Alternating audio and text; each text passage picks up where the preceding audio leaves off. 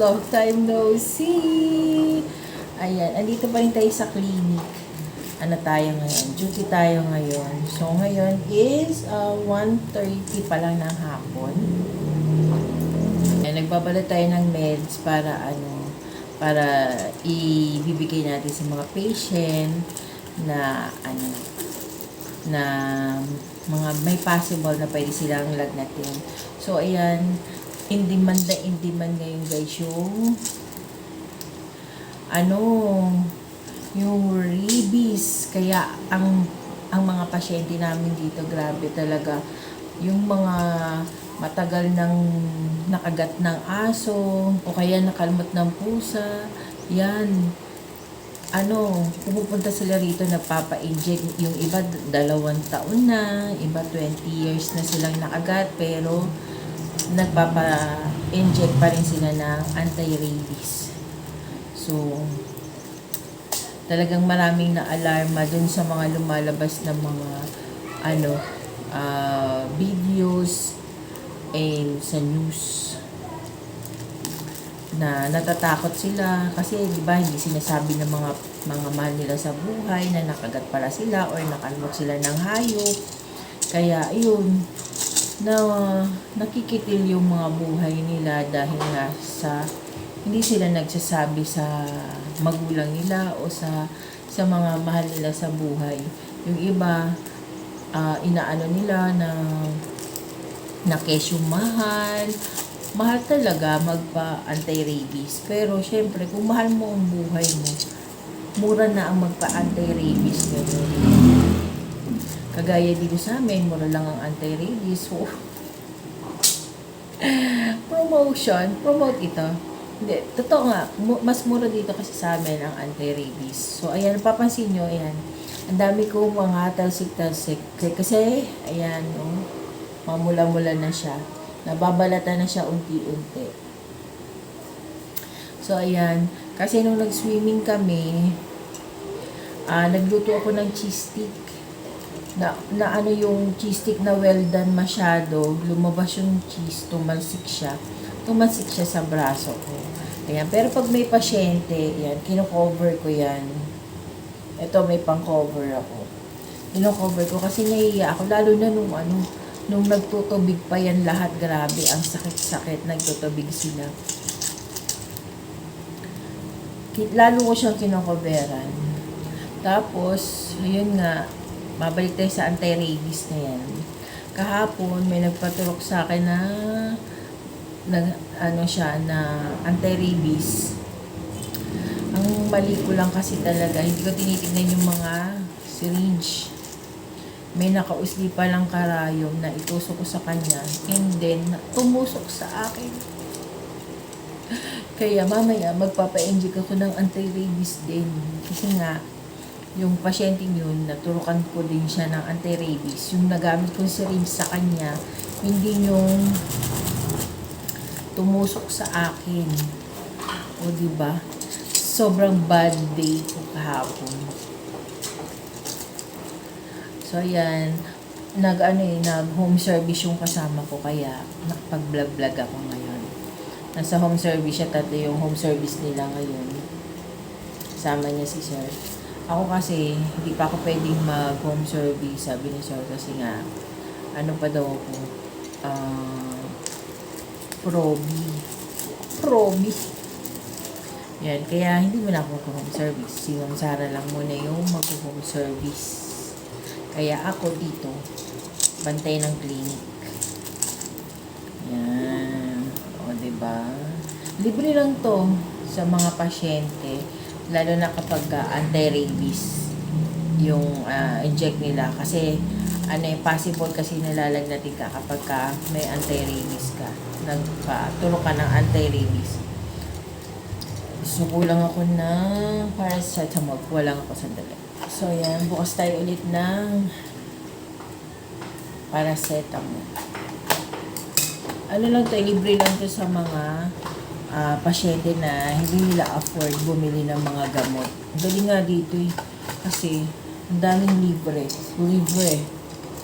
Madami siyang libre dito. Eto, gamot, libre to. Pag nagpa-anti-rabies ka. Ako mamaya yung anti-rabies ko tsaka tetanus toxoid ko. Libre lang din ako. Kasi syempre empleyado ko. At saka nangyari naman yung kapabayaan ko. Kapabayaan ko talaga. During clinic hours. Kaya libre ako. So yun. Ayan, may papansit si sir. Mamaya may merienda kami. Hindi ako magugutom. Grabe, umuulan na sa gabi, guys. Ang lakas ng ulan sa gabi, kaya hirap din akong umuwi. Pero syempre, kailangan natin umuwi. Tsaka, buti nga hindi umuulan sa umaga ngayon kasi mahirap pumasok pag umaga. Tapos sabi nila, binabaha daw yung lugar na to. Naku! Di bale kapag binabaha dito, dun ako sa kabilang branch mag-duty. Ayoko mag-duty dito. Ayoko nga lumusong sa baha. Nakaka-dears. Dears. So, ayan. Na-miss ko kayo, guys. Hindi na kasi ko masyadong makapag-vlog ngayon. Gawa ng busy ako. Ganyan, pag nandito ako sa clinic, syempre bawal naman ang mag-vlog sa clinic dahil na naka-work mode ka, diba? Tapos mag-vlog ka. Nakakahiya kay sir. Mabait naman kasi si sir. Kaya nakakahiya naman siyang abusuhin. So, kulang naman ako ngayon ng cetirizine. Wait lang. Okay na siguro to. Wala na pala akong cetirizine. So, balik ko na muna to dito. Yan.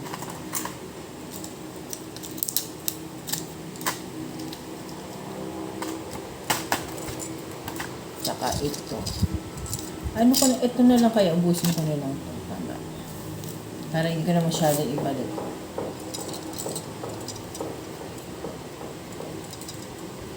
Meron pa naman ako stock ng cetirizine sa supplies. Kaya lang, kasi ito ba ito? Ayan. Kaya lang, hindi mo na ako magbubukas. Basta busin ko lang muna itong nakalabas na stocks.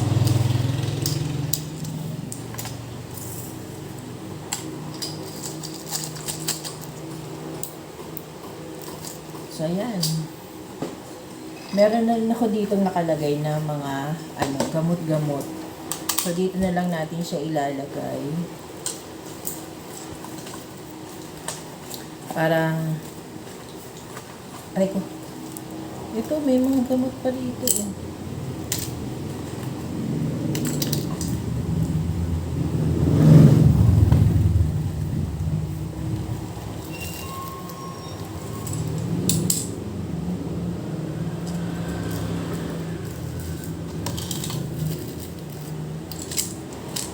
Siguro tinanggal ni Ma'am Almira to. Siguro tinanggal ni Ma'am kanina.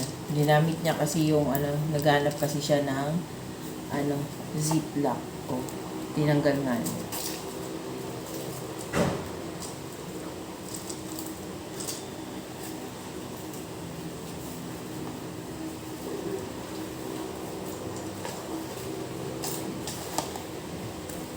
Konti na lang kasi yung mga meds dito. Free meds lang to. Hindi naman kailangan ng prescription dito kasi nga paracetamol and cetirizine lang to.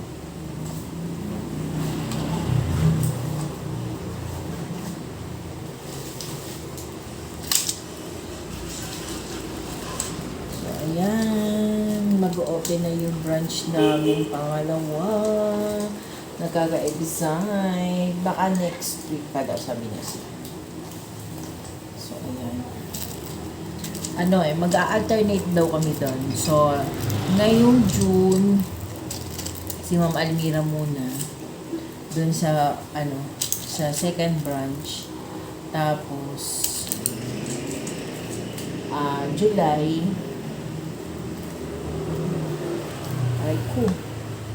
July, ako naman ang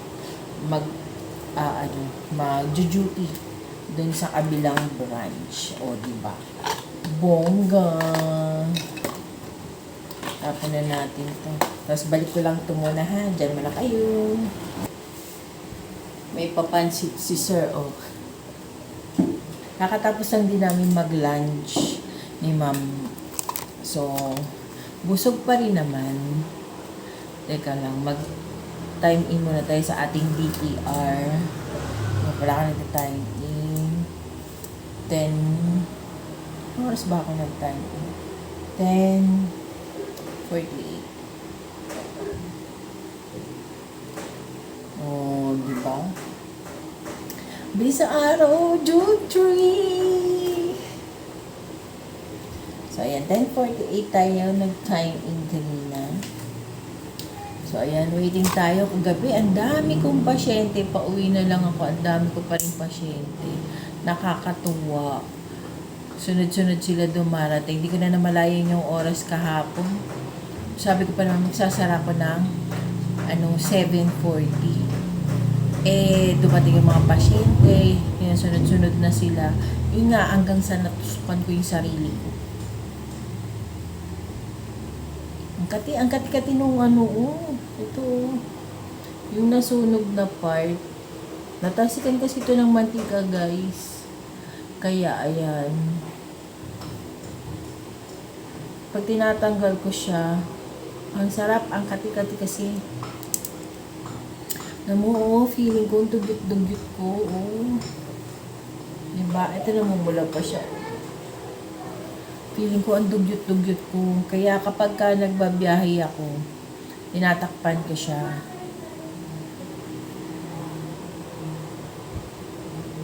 Ayan. Si Dudong mag-isa lang siya sa bahay ngayon. Nakakaawa nga siya eh. Kasi mag-isa lang siya ngayon sa bahay. Pag pumapasok ako, mag-isa lang siya. Iniwan ko yung e-bike ko sa terraces. Para mamaya pag uwi ko. Kasi pag umuwi ako ng mga 9 or 10 na, dumarating ako dun sa terraces sa amin. 10, ganon, 9. Ang hirap na sumakay lalo na kapag umuulan. Kaya buti na lang talaga, very useful yung aking e-bike. Talagang ininvestan ko yung e-bike ko yan. Cash ko siyang binayaran. Kasi mahirap pag installment. Ngayon naman, mag-iipon naman ako since may trabaho naman na tayo. Mag-iipon naman ako. Bibili naman ako ng car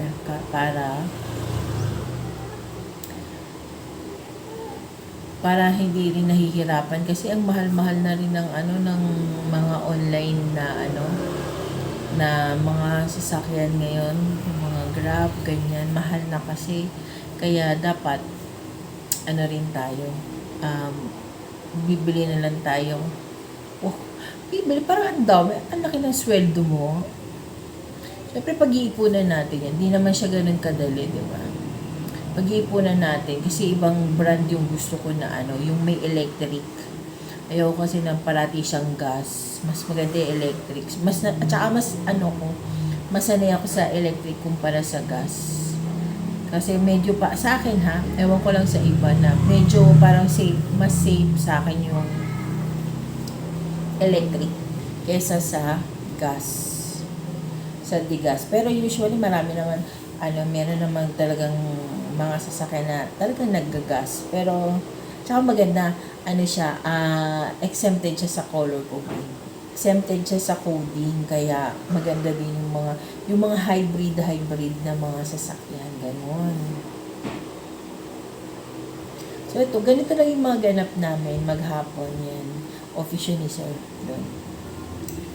Tapos ito, ganyan lang ako maghapon, nag-iintay ng pasyente, mamaya-maya dadami na yung mga pasyente natin kasi nga, yung iba nasa trabaho pa, pumupunta sila gabi talaga kasi after work. Tapos yung iba, may mga second dose na mga bakuna, ganun.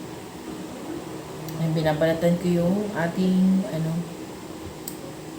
kasi ang kati-kati niya, pag di mo siya tinanggal, ang kati. So, ayan. Sana mamaya meron na kami mga pasyente yung magsidating. Pero alam ko may darating ako ngayon, second dose. After daw ng mga work nila. So, for sure yun, mamaya pa yung mga alas 6, alas 7, yan. Tatapusin ko na naman yung buong araw ko. Pasok ko dito is 11 to 8. Ano, kay closing ako. Yung kasama ko dito, si ma'am, opening siya. Siya yung 8 to 5. Pero wala siya ngayon eh, nag-service siya. Kaya ito, ayan, nakakapag-update ako sa inyo. Pupuntahan din nila ni sir yung yung second branch. Ang kati. Pupuntahan nila mamaya yung second branch. Ayan. Mag-aalas 2 na pala. Kanina lang alauna, ngayon mag-aalas 2 na. Main na kaya si Dong. Ayan, nakapag-swimming na rin pala kami guys. Hindi ko na kaya na-update kasi nga natataranta ako dito sa nangyari sa akin. Ito, ayan. Ano yan, pula yan. Papakita ko sa inyo yung picture. Ipopost ko na lang yung picture dito sa vlog. Ganun ang itsura ng braso ko. Ganun ang itsura ng braso ko guys. Sobrang sakit, sobrang hapdi. Pero ngayon, okay na siya. Nilalagyan ko na lang siya ng ointment. Yan. Kaya kayo mag-iingat kayo pag nagluluto ng mga cheese stick. Grabe, ang tagal ko nagluluto ng cheese stick. Almost 2 years ako nagluluto ng cheese stick merienda. Ngayon lang nangyari sa akin to. Siguro dahil sobrang excited ko talaga mag-swimming that time. Kaya ayan, na-overlook ko yung na sobrang init na pala ng cheese stick to the point na sasabog na yung yung cheese niya sa loob, lalabas na dun sa pambalot. Kaya ayan, nangyari sa akin. Ayan, hindi ko kayo masyadong matur guys. Ganito lang tong clinic namin. Diba? Simple lang tong clinic namin. Walang masyadong, nothing so special. Special ka dyan. So, ayan. Mamaya uuwi na rin ako. Sana nga hindi umulan. Pero mainit naman sa labas. Mainit naman dyan sa labas. Ayokong lumabas kasi mainit. Ganun ginagawa nila yung bahay dyan. Oh, diba? Ayan. Dyan, yan na. Labas namin sobrang init. So, ayan. Mamaya yan. Sana huwag umulan. Ang hirap kasi umuwi kapag umuulan. Wala akong masakyan dito sa labas na FX. Walang UV. Para papunta dun sa terminal ng mga e-bus. Wala namang masyadong ganap. So, mamaya babalikan ko kayo guys ha. So, see you later. Mamaya ulit. Magagawa-gawa muna ako, gagawin ko muna busy yung sarili ko. So, see you later! Hi guys! Good morning! Hindi natin natapos yung, hindi ko na kayo nabalikan kahapon kasi sunod-sunod yung mga pasyenteng dumating. So, syempre, unahin natin yung mga pasyente bago ang pagbo-vlog. Ayan. I hope you understand all. Ayan.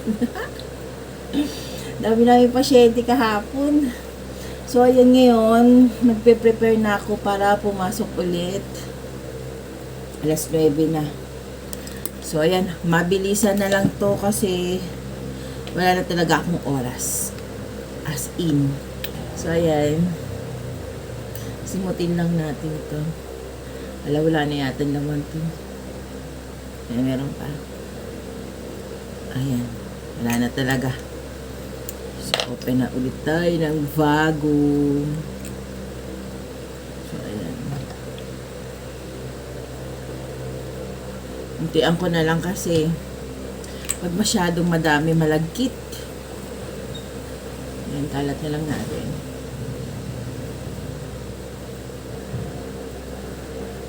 So, ayan. Mamaya mag-i-e-bike lang tayo. Ayan, mag-i-e-bike tayo papunta ng FT, doon natin ipapark yung ating e-bike. Binabalikan ko na lang siya doon ng bandang 10. Kasi 10 naman yung, hanggang 10 naman yung parking, time doon. Malapit na mag-open ng aming second branch. Yung mga malapit lang guys, meron kaming second branch sa Pilcoa, yun yung mag-o-open. Sa panahon yun, wala nang libre. At saka, mahal yung ipapamigay namin, yung mga mimigay naming vaccine. Medyo expensive. Ito yung ating nasunog. Oh. Ayan, medyo ano na siya, namumulang-mula na lang siya. Ayan.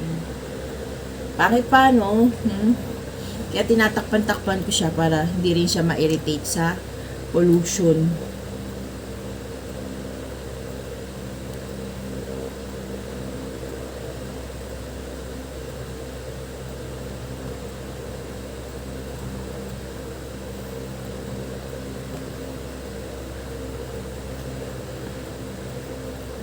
So, ayan. Ready na tayo. Ang kati ng kamay ko. Magkakapera yata ako. Charis!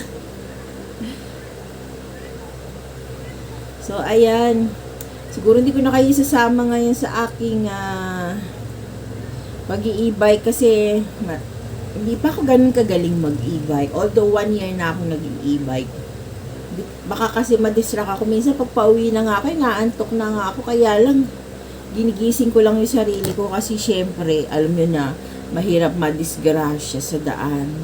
Diba? May dudong na nag-iintay sa atin.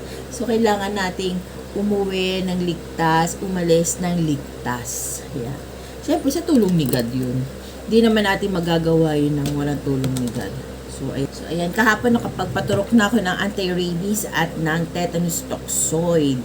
So, after 3 days, papaturok na naman ako ng anti-rabies. Ang sakit-sakit pa nga eh. So, ito yung ating gamot para sa paltos. Ayan. Nadali natin to. Doon na ako naglalagay ng gamot kasi pag nilagay ko dito, didikit lang sa cover. Meron kasi kung nilalagay na cover sa braso ko, didikit lang yung gamot doon. Sayang naman. Ang mahal-mahal pa naman ang gamot na to. Kaya, doon ako sa clinic maglalagay. So, ayan. Enter natin ang ating vlog, guys. Ayan, kung di ka pa nakapag-subscribe sa aking YouTube channel, please do subscribe sa ating YouTube channel and hit the bell notification para lagi kang updated once na meron akong bagong upload. So, hanggang sa muli, guys. See you on my next vlog. Bye!